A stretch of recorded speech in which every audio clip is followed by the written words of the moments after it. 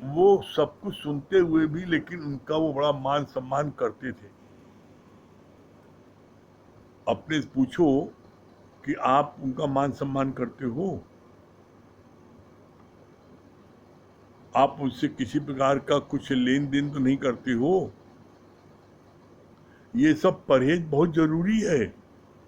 और आप जब ये परहेज करोगे तब आपका ये ज्ञान आपके प्यारों को लगेगा।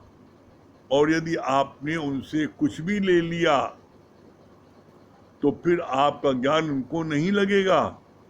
जैसे उदाहरण के तौर पर गुरुजी ने बहुत अच्छा हंसते हुए बताया कि अगर आप किसी के घर गए हैं और घर जाकर के आपने उसको गुरु के ज्ञान को बताया, उसकी तबीयत खराब थी, आप उसके घर गए, आपने उसको गुरु का ज्ञान बताया, भजन सुनाया, और उसके बाद में आपने चाय पानी कर लिया, उसको ज्ञान नहीं लगेगा।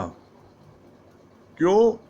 उसके मन में भावना आएगी कि इन्होंने हमको ज्ञान सुनाया, भजन सुनाया, तो हमने भी इनको चाय पकौड़ा खिलाया, तो अटे पटे बराबर हो गया।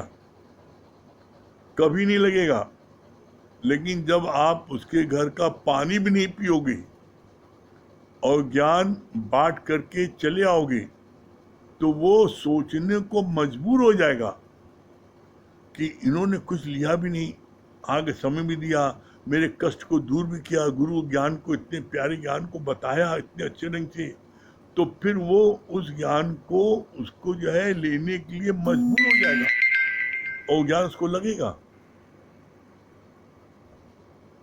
परहेज बताए नहीं, परहेज कैसा है? परहेज हम जो है हम इस बात का रखें कि गुरु ने हमारा दीपक जला दिया है तो इस दीपक को अब हम बुझने न दें और दीपक की लौ तेज होती जाए। कैसे? भगवान ने बोला नहीं, जब दीपक में आप जो है तेल डालोगे तो दीपक बुझ नहीं पाएगा। ये तेल क्या है? ये तेल है जब आप गुरु के ज्ञान को बताते हो, लोगों को बांटते हो। जब आप ज्ञान बांटते हो, ज्ञान देते हो, तो उस समय क्या होता है? उस समय आपका दीपक में तेल पड़ जाता है। क्यों?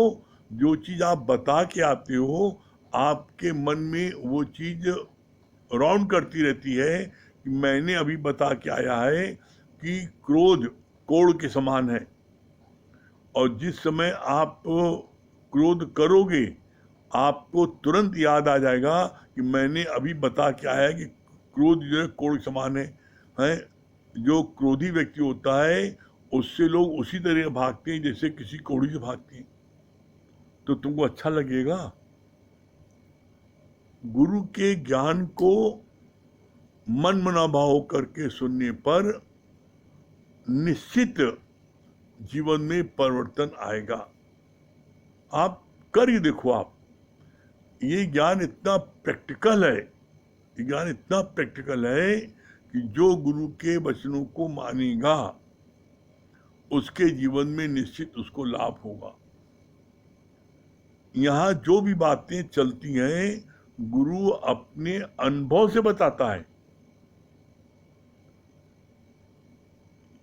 दुनिया में जो बातें होती हैं वो सब बाहर से ज्ञान को पढ़ करके 10 पुस्तक में से वो बताते हैं, वो क्रैम किया हुआ ज्ञान है। यहाँ पर क्रैम किया हुआ ज्ञान नहीं है, यहाँ पर जो है अंदर से निकलने वाला ज्ञान है। जैसे आज भी प्रातःकाल मॉर्निंग वॉक पर हमने इस बात को बोला, हमका भजन जो लोग गाते हैं, भजन गाने का 2 स्टाइल है।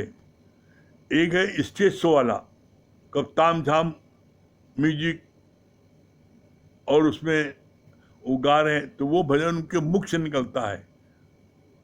उस भजन में ताम झाम रहता है, स्टेज शो रहता है, लेकिन आनंद नहीं प्राप्त होता। और एक होता है नाभि से निकलना भजन, तो जो जिसका नाभि से भजन निकलता है, हृदय से भजन निकलता है, तो उसमें व्यक्ति डूब जाता है। तो उसी तरीके से वाणी है, एक बैकरी वाणी है जो तड़ तड़ तड़ तड़ बताया और समाप्त कर दिया, और एक होता है अपने जीवन में अनुभव की हुई बातों को बताना। तो ये बात तभी आप बता सकते हो जब आप अपने जीवन में उसको लागू करोगे। जब गुरु के ज्ञान को आप अपने जीवन में लागू नहीं करोगे तो आप कभी इस बात को नहीं कह सकते हो कि मैं अपने जीवन के अनुभव से कह रहा हूं। अनुभव से वही कह सकता है जिसने कि गुरु के ज्ञान को लगाया है और जीवन में परिवर्तन आया है। हम यहां पर इस बात को हम समेत गारंटी ले कहते हैं, कोई एक भी व्यक्ति, एक भी बंदा, एक भी प्रेमी यहां पर बैठ नहीं सकता यदि उसके जीवन में परिवर्तन ना आए। ऐसा हो नहीं सकता कि जीवन में ज्ञान सुने और जीवन में परिवर्तन ना आए।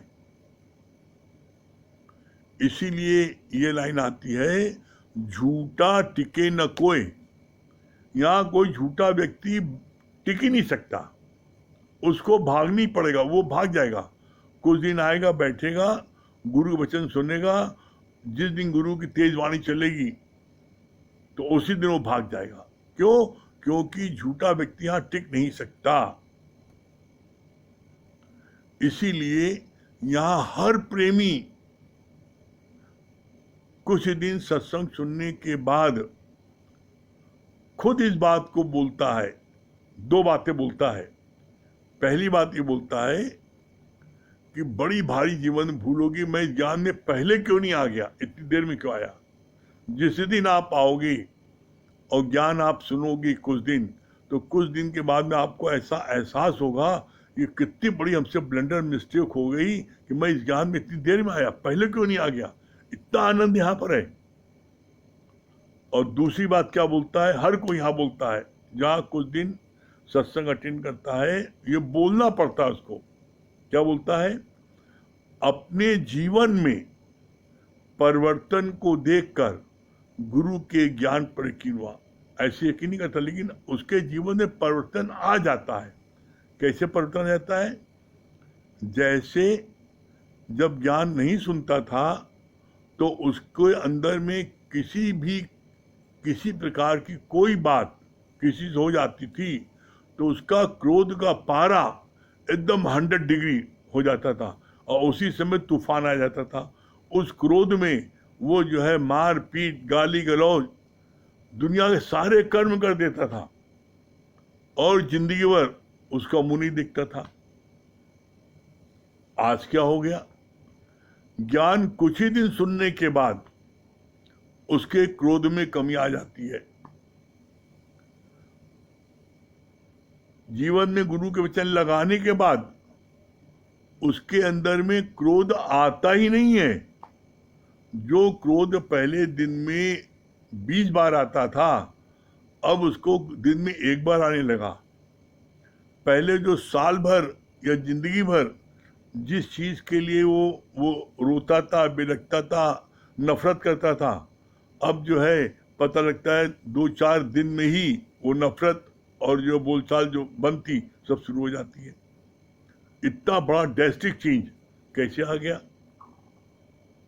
तो गुरु के ज्ञान को सुनते सुनते ये परिवर्तन आना पड़ता है। और एक बड़ी मजे की बात क्या है? बड़ी मजे की बात है, हम लोगों ने देखा है सदगुरु, ब्रह्मज्ञानी गुरु, जिस दिन आप मंजिल पर पहुंच जाओगे, जिस दिन आप मंजिल पहुंच जाओगे उस दिन आपको क्रोध को बुलाना पड़ेगा। क्रोध आता नहीं, फिर क्रोध को बुलाना पड़ता है और व्यवस्था को कायम करने के बाद कहते क्रोध से जाओ। कैसे? जैसे कैलेंडर की आग में कैलेंडर जलता है, दिखाते हैं कैलेंडर में आग जल रही है, लेकिन कैलेंडर जलाती नहीं। इसी तरीके से ज्ञानी जो है वो जलता नहीं है, वो जो है व्यवस्था को काम करके अपने स्वरूप में रहता है। ठीक है, चलिए ब्रेक के बाद फिर से मिलते हैं। नीचे से हटाओ, दो नीचे से दो किताब हटाओ।